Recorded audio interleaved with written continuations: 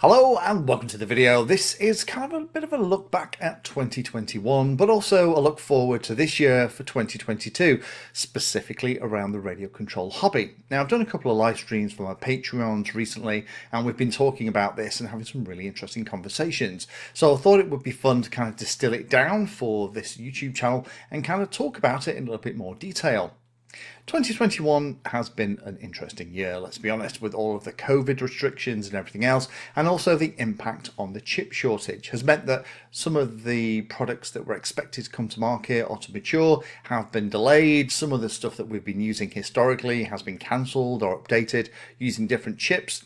Good example of things like the DJI cameras, with lots of new versions coming out using different chipsets that only allow 16.9. Flight controllers as well particularly have been impacted, and a lot of the Me Too stuff, the third-party vendor stuff, which have been part of the reason why the prices are kept nice and low, have been impacted as well.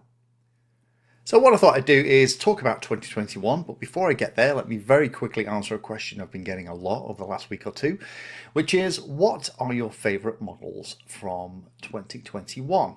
Now, if we're talking about fixed wing, that's really easy, because if you bump into me at a flying field, you're going to see two, if not all, of these models in the back of the car. First one is the Atom RC Dolphin. Atom RC are very quickly becoming one of my favourite vendors for the smaller, agile, not ridiculously expensive, kind of fun models to fly.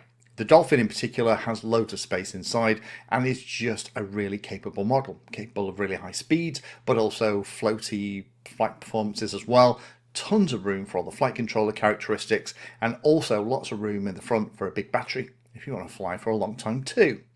Second one is the Heatwing F01, also known as the Diatone Ripper R690, a little 690mm wing that has been fantastic fun. I built out mine with a DJI HD system in it, F411 WSE flight controller from Maytech, with iNav on it, and it is just incredible fun. It won't float for toffee, but for going like stink and doing it in HD, it is a really fun wing. Again, not tremendously expensive. So good, in fact, I've actually got another one from Heatwing directly. Last one is one from 2020 rather than last year, and it's one that continues to be a model that I fly. It's one that I had a hand in helping design. It's the AR Wing Pro. Now this is a much larger wing. It's the kind of the 900mm wingspan, modern wing, loads of room inside, designed for large lithium ion batteries, flight controllers. The DJI HD stuff can fit in there as well, and it can fly for an hour or more with the HD system in, like I have mine. So those are the three that, if you bump into me at a flying field, probably going to have at least one of them somewhere close to me. In terms of quadcopters and multi-rotors, there have been a fantastic lot of really good stuff coming out in 2021. But I think the highlight for me, for the way that I fly, coming from Dave C's designs via Recon FPV. The Recon 5 is one that I fly regularly. That's that kind of dead cat style, again with the action camera on top. I use it a lot for following and chase footage, and also the Recon 7, which is one of the first quads that I've had in that actually thought about the fact that it's worthwhile connecting up the compass as well as the GPS unit at the back that allowed you to use the iNav stuff for return to home flying missions and all that goodness too. And it's great to see when vendors collaborate with pilots and actually ask them what they want. They always end up, in my humble opinion, bringing out a better product. So in terms of my big highlights from 2021, what's on the list? Well, to keep this brief, let's only do 5 or 6. First one I'm very happy about is the fact that, as I've just mentioned, we get iNav quads for the first time. Now, lots of us have been building iNav quads or adapting other quads that we've got from other people, but it's great that vendors have finally realized that doing a setup where you can either have Betaflight or iNav, who knows, in future, Betaflight, iNav, or maybe Arducopter, wouldn't that be amazing, is a handy thing to be able to do. So thank you to Recon FPV for being one of the first that I personally had in here that does that. Hopefully there will be more in 2022. Next thing is there have been lots of changes in the hobby, I think with the COVID impact, but also with the general attrition of lots of pilots out of the hobby after the multi-rotor kind of boom that we had for 3 or 4 years there has meant that some people have kind of left the hobby and gone away to pursue other things. Now that means that there have been pockets opening up. So for example, Hobby King have closed the UK warehouse. Hobby King used to be my go-to places for all kinds of batteries. Now those batteries have to be shipped from Europe. The cost of shipping is horrendously expensive in my humble opinion. If I'm going to pay that kind of shipping, I'm going to get things like tattoo batteries. So those kind of gaps mean that I know of people who are thinking of starting businesses in the UK that are going to address the gaps that people like Hobby King have left. Similarly, with some of things like the ZOHD lineup, like the Dart, they're kind of moving away from that at the moment. They're focusing on the very fast wings with the Delta Strike and the Alpha Strike. People like Atom RC are coming along and kind of plugging that gap again for those smaller, lighter, cheaper models that are light and fun to fly, but also very versatile. And I expect we're going to see an awful lot more of that in 2022. I know a couple of people who will be starting up enterprises in 2022 that I'm personally going to be excited about and looking forward to talking to you about. There were 2 massive projects that really took hold of the hobby in 2021. First one is Express LRS or ELRS. Just seems to be at the moment that is just gaining pace all the time. Now, the only thing that's holding it back, in my humble opinion, is the fact that there isn't any of the certification needed so that people outside of China can sell the stuff, but it does seem to be happening at the moment. There's moves afoot with some of the hardware vendors in collaboration with the project to make that certification happen. I hope that happens soon, because then it will start to become even more of a standard than it already is. In fact, I've just got this in from GEP RC, and they've included one of their new ELS receivers. So Maytech are doing them, loads of people are doing them. So it's exciting that we have this vendor independent system now, where that certification would be the icing on the cake and really mean that lots of people would just start to adopt it as their standard setup. The other one, of course, is EdgeTX, the OpenTX for the future. Now, lots of the stuff that's been going on with EdgeTX has been at the code level, and I'm excited to see what happens. There's a lot of plans for EdgeTX for 2022. Some of it might be tactical stuff to get over hurdles with OpenTX. Some of it is the longer term stuff that they actually want to achieve. But a lot of the work talking to the developers has been under the covers. And like in the old days, if you remember this, when multi-wii became base flight then became clean flight. Clean flight was a version of the code that was maintained and written to modern standards and was very modular, that made it easy for things like iNav and Betaflight to exist. And of course, iNav and Betaflight are 2 of the projects that we rely on in the hobby. EdgeTX has been kind of doing that with the OpenTX code, and a lot of the work that's been done isn't really visible to us as users, and that's why at the moment lots of things still don't work, some of the telemetry scripts and stuff. But that hopefully will all be coming. I'll be keeping a lot closer eye on that. Hopefully we'll have the revolution rather than the evolution that I talked about in that video last year, because interestingly, that's the way the developers feel about it as well. Last couple of things from 2021. I still feel like the DJI HD system is the only horse in the race. I know we've got things like OpenHD and we've got HD Zero and the Fat Shark Shark Bite system. I have the Shark Bite system here, but the one that I'm flying the most is the DJI HD system. Whatever you think of DJI as a vendor, this HD system itself is absolutely fantastic. I think there's no other way to describe it. If you were coming into the hobby now and you didn't have any investment, there's absolutely a case to avoid analog and just go straight for the HD system if you can afford the £110 to £150 per model to install an Air unit or an Air unit Lite with appropriate camera.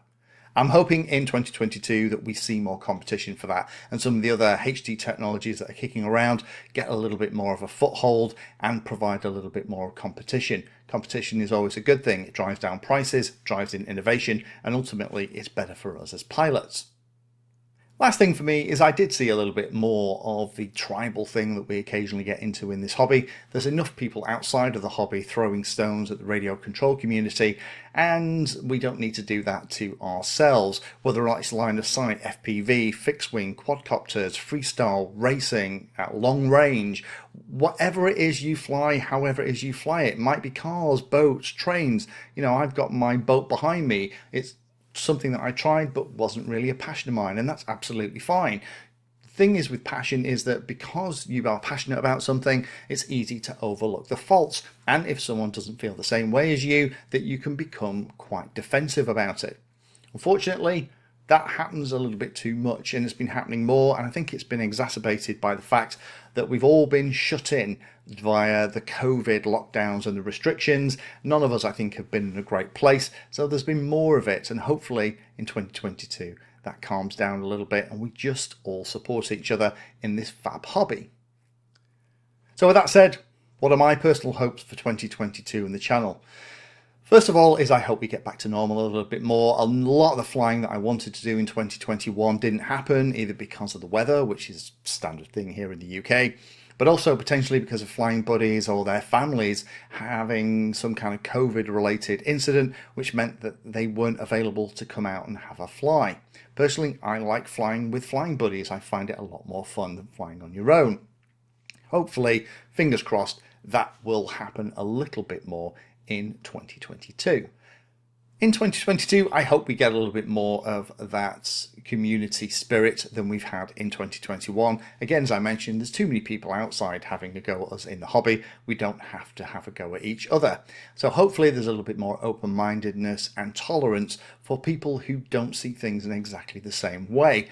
In my experience, having a conversation with a pilot that sees something in a completely different way can actually be an enlightening experience. We may get to the end of the chat and still not agree on it, and that's absolutely fine. His experiences or her experiences might be different from mine. The things they like might be different from mine. That doesn't mean they're wrong and I'm right, or vice versa. It just means we like different stuff.